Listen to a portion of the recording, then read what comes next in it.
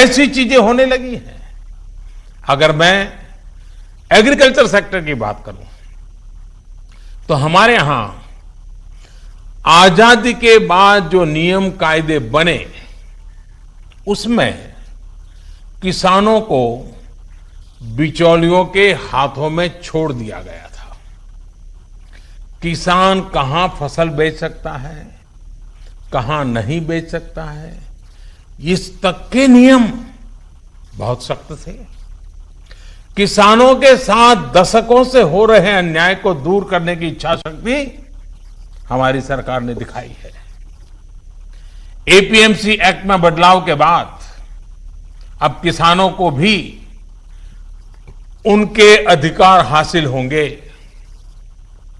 किसान अब जिसे चाहे, जहां चाहे और जब चाहे अपनी फसल अपनी शर्तों पर, किसान की शर्तों पर वो फसल बेच सकते हैं। अब कोई किसान अपनी फसल देश के किसी भी राज्य में ले जाकर बेच सकता है। पहले तो इस पर भी बंधन थे। साथ ही वेयरहाउसेस में रखे अनाज या एग्रीकल्चर प्रोडक्ट्स अब इलेक्ट्रॉनिक ट्रेडिंग के जरिए भी बेचे जा सकते हैं। आप कल्पना कर सकते हैं इससे एग्री बिजनेसेस के लिए कितने नए रास्ते खुलने जा रहे हैं। साथियों, इसी तरह हमारे श्रमिकों के कल्याण को ध्यान में रखते हुए रोजगार के अवसरों को बढ़ाने के लिए लेबर रिफॉर्म्स भी किए जा रहे हैं। जिन नॉन स्ट्रेटेजिक सेक्टर्स में प्राइवेट सेक्टर को इजाजत ही नहीं थी, उन्हें भी खोला गया है। आपका ध्यान इस पर भी गया होगा कि सबका साथ, सबका विकास, सबका विश्वास के रास्ते पर चलते हुए हम वो फैसले भी ले रहे हैं जिसकी मांग बरसों से हो रही थी। साथियों, दुनिया का तीसरा वो देश जिसके पास बहुत बड़ी मात्रा में कोयले का भंडार हो, कोल रिजर्व हो, जिसके पास आप जैसे साहसी और उद्यमी व्यापार जगत के लीडर्स हो, लेकिन फिर भी उस देश में बाहर से कोयला आए, कोल इंपोर्ट हो, तो उसका कारण क्या है? आप भी जानते हैं, देश भी जानता है।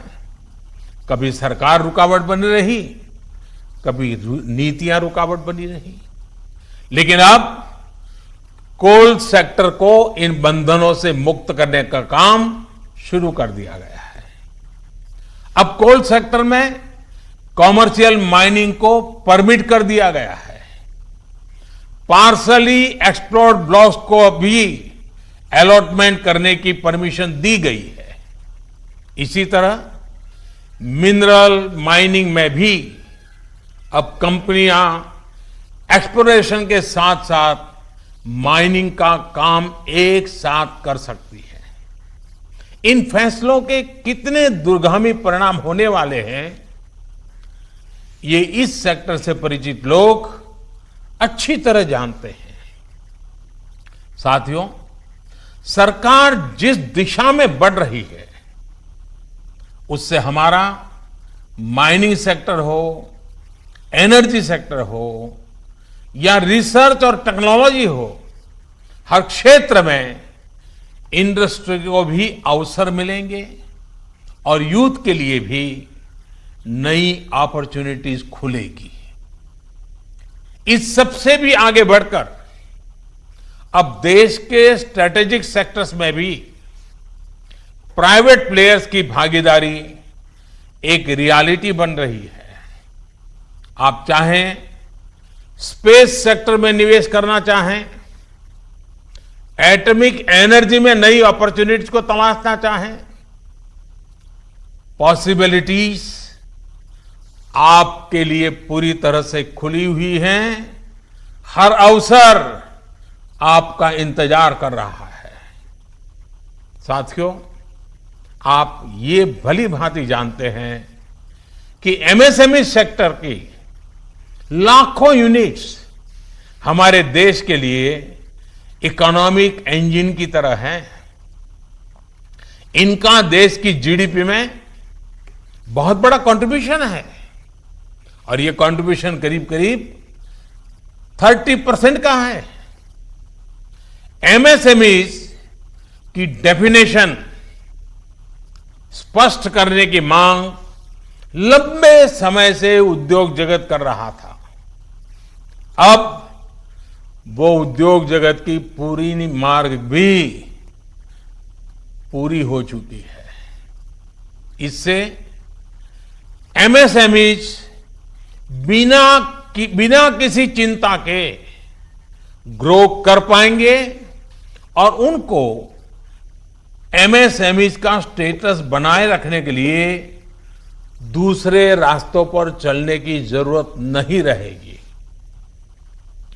देश के एमएसएमईज में काम करने वाले करोड़ों साथियों को लाभ हो, इसके लिए 200 करोड़ रुपए तक की सरकारी खरीद में ग्लोबल टेंडर्स को खत्म कर दिया गया है। इससे हमारे छोटे उद्योगों को ज्यादा अवसर मिलेगा।